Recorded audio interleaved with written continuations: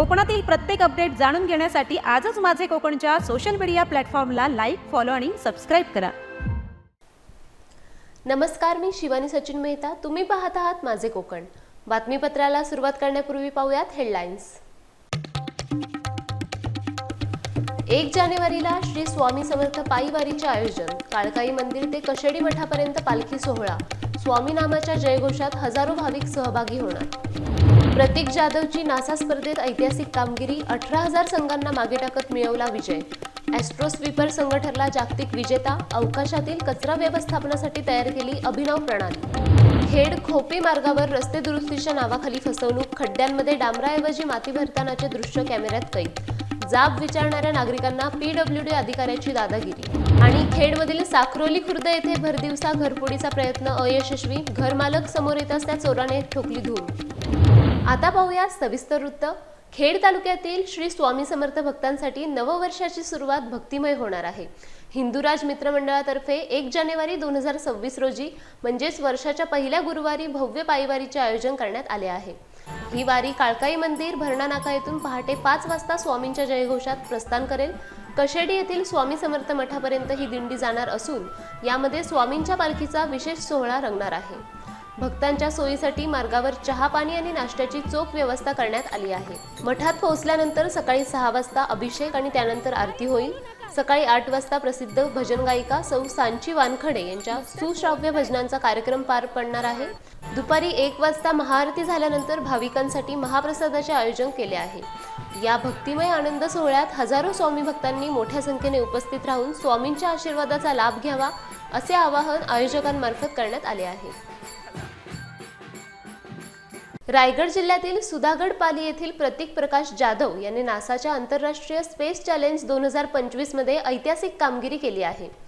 प्रतीकच्या नेतृत्वाखालील Austro sweeper संघाने 167 देशांतील 18,860 संघांना मागे टाकत गॅलॅस्टिक इम्पॅक्ट हे मानाचे जागतिक विजेतेपद पटकावले आहे. अवकाशातील वाढता कचरा आणि त्याच्या शाश्वत व्यवस्थापनासाठी या संघाने ॲस्ट्रो स्वीपर रिस्क इंडेक्स नावाची एक सर्वसमावेशक प्रणाली विकसित केली आहे. पृथ्वीच्या कक्षेत वाढणाऱ्या उपग्रहांच्या कचऱ्यामुळे निर्माण होणारे तांत्रिक आणि आर्थिक धोके रोखण्यासाठी हे मॉडेल अत्यंत प्रभावी ठरणार आहे. या अभूतपूर्व यशाने केवळ रायगड जिल्ह्याचेच नव्हे तर संपूर्ण भारताचे नाव जागतिक नकाशावर उंचावले आहे. नासाच्या या प्रतिष्ठित हॅकेथॉनमध्ये 1 लाखांहून अधिक स्पर्धकांमध्ये भारतीय इनोव्हेटरने प्रथम क्रमांक मिळवल्याने प्रतीकवर सर्व स्तरातून कौतुकाचा वर्षाव होत आहे. प्राध्यापक प्रकाश जाधव यांचा मुलगा असलेल्या प्रतीकने या यशाद्वारे अंतराळ संशोधनाच्या क्षेत्रात महाराष्ट्राच्या शिरपेचात मानाचा तुरा रोवला आहे. प्रोजेक्टचं मेन काम हे होतं की जसं बँकेकडनं स्कोर येतात, आम्ही विचार केला की स्पेससाठी पण एक स्कोर आणला पाहिजे. त्यामुळे प्रत्येक देशाने अकाउंटेबिलिटी घेता येईल. आम्ही एक वेगवेगळे फॉर्म्युलाज वापरले, नासाचे सॉफ्टवेअर यूज केले, US एअरफोर्सचा डेटा वापरला आणि या सगळं वापर करून आम्ही एक क्रेडिट स्कोर तयार केला स्पेससाठी. त्यामुळे पुढे जाऊन एक लो अर्थ ऑर्बिटमध्ये एक बिझनेस उभं करता येईल आणि प्लस त्यातला कचराही कमी करता येईल. तर या उद्देशाने आम्ही प्रोजेक्टचं सगळं वाटचाल केली. खोपोली येथील मंगेश काळोखे हत्या प्रकरणात आता राजकीय वातावरण चांगलेच तापले आहे. ठाकरे शिवसेनेचे रायगड उपजिल्हाप्रमुख नितीन सावंत यांनी शिंदे गटाचे आमदार महेंद्र थोरवे यांच्यावर अतिशय गंभीर आरोप केले आहेत. थोरवे हे राष्ट्रवादीचे सुधाकर घारे आणि प्रवक्ते भरत भगत यांना या प्रकरणामध्ये जाणीवपूर्वक अडकवून विरोधकांना कायमचे संपवण्याचे घाणेरडे राजकारण करत असल्याचे सावंत यांनी म्हटले आहे. कर्जत येथे आयोजित कार्यकर्त्यांच्या मेळाव्यात बोलताना त्यांनी थोरवेंवर कडाडून तोफ दागली. बघा, आज पत्रकार परिषद आयोजित केली होती. जी खोपोलीला जी घटना झाली अतिशय निंदनीय अशी घटना आहे. माणुसकीला काळिंबा फाटणारी अशी घटना त्या ठिकाणी खोपोलीला मंगेश अप्पा काळोखेच्या संदर्भाची झाली. त्याबद्दल आम्ही सगळेच शिवसेना, उद्धव ठाकरे पक्ष सगळेच पदाधिकारी त्यांच्या कुटुंबामध्ये त्यांच्या दुःखात आम्ही सगळेजण सहभागी आहोत. पण काही लोक फक्त त्याचं राजकारण करायचं आहे हे एकाच उद्देशातून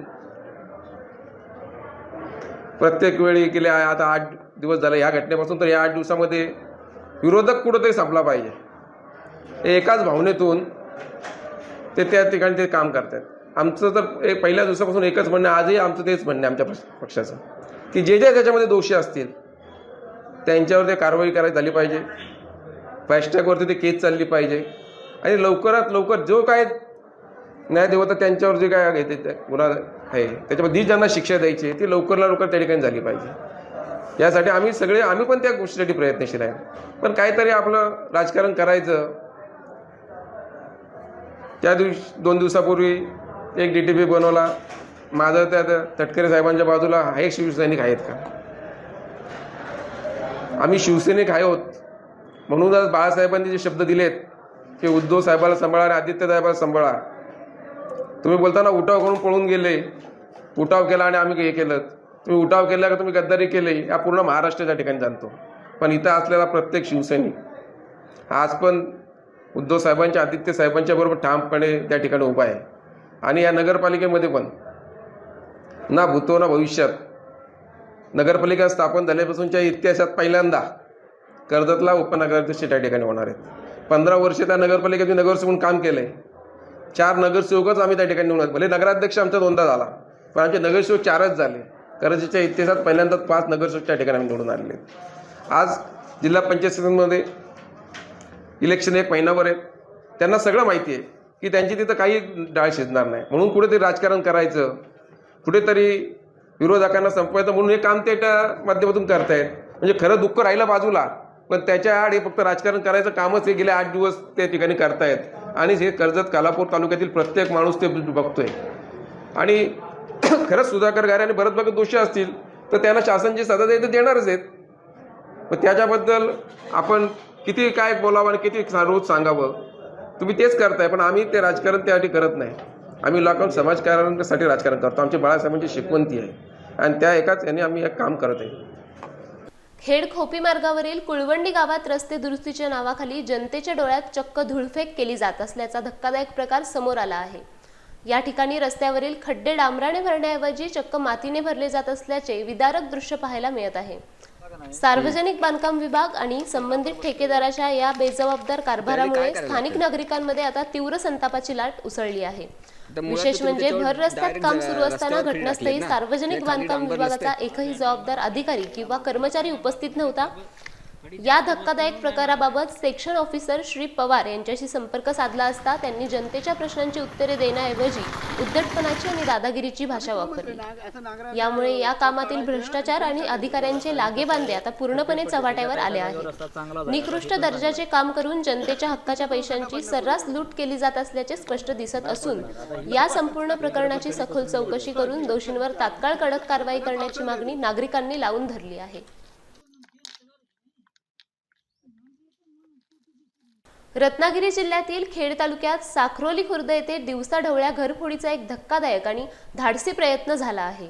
इब्राहिम अब्दुल्ला परकार यांच्या बंद घराचे कुलूप तोडत असताना एका अज्ञात चोरट्याला घरमालकाने रंगेहात पकडण्याचा प्रयत्न केला.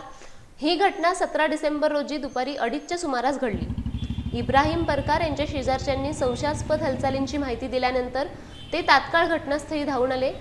त्यांनी चोराला पाहताच आरडाओरडा सुरू केला, ज्यामुळे घाबरलेल्या चोराने आपल्या निळ्या रंगाची सुझुकी ॲक्सेस दुचाकी क्रमांक MH08BB9184 तिथेच सोडून जंगलाच्या दिशेने पलायन केले. चोरट्याने तोंडाला कापड बांधले होते आणि काळ्या रंगाचा शर्ट परिधान केला होता. या प्रकरणी 70 वर्षीय मोहम्मद हुसेन परकार यांनी खेड पोलीस ठाण्यात अज्ञात आरोपी विरोधात लेखी तक्रार दाखल केली आहे. पोलिसांनी घटनास्थळावरून संशयित वाहन जप्त केले, परंतु अद्याप पोलिसांकडून त्या चोरट्यावर अथवा त्या गाडी मालकावर कोणत्या प्रकारची कारवाई न केल्याने मोहम्मद हुसेन परकार यांनी नाराजी व्यक्त केली आहे. या घटनेमुळे साखरोली परिसरात भीतीचे सावट पसरले आहे. मोहम्मद हुसेन अब्दुल्ला परकार आहे. माझं गाव साखरोली आहे. माझ्या साखरोलीच्या घरी 17/12/25ला सुमारे 2:30 वाजता चोर घर तोडण्याचे प्रयत्न करत होते. त्यावेळेला माणसाने पाहिल्यामुळे आरडाओरड केल्याने चोर तिथून पळून गेला, पण त्याची गाडी तिथे सोडून गेला.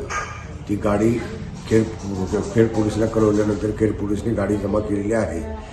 त्याच्यावर अजूनपर्यंत केस दाखल केली, पण अजूनपर्यंत चोराला काय पकडण्यास यशस्वी झालेले पोलीस नाही. त्याच्यामुळे आम्हाला भीतीचं वातावरण राहिले. आम्ही घरी राहायला भेट आहोत, कारण आम्ही घरी सिनियर सिटीजन राहतो आहोत. त्याच्यामुळे आम्हाला घरी राहण्यास भीती झालेली आहे.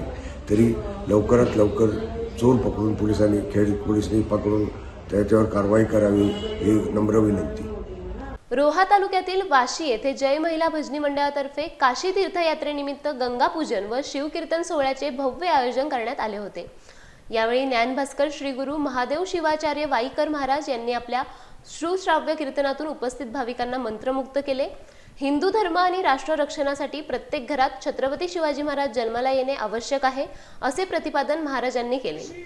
या धार्मिक कार्यक्रमात महिलांचा पुढाकार पाहून महाराजांनी त्यांचे विशेष कौतुक केले। सकाळी महाराजांचे आगमन होताच महिलांनी कलश धारण करून फटाक्यांच्या आतषबाजीत आणि सवाद्य मिरवणुकीने त्यांचे स्वागत केले। या सोहळ्यात महापूजा, हळदी कुंकू आणि महाप्रसादाचे आयोजन करण्यात आले होते। ग्रामस्थ मंडळ, वीरशैव माहेश्वर मंडळ आणि समस्त वारकरी भाविकांच्या सहकार्याने हा कार्यक्रम उत्साहात पार पडला। या उपक्रमातून अध्यात्म आणि संस्कृती रक्षणाचा नवा संदेश समाजात देण्यात आला।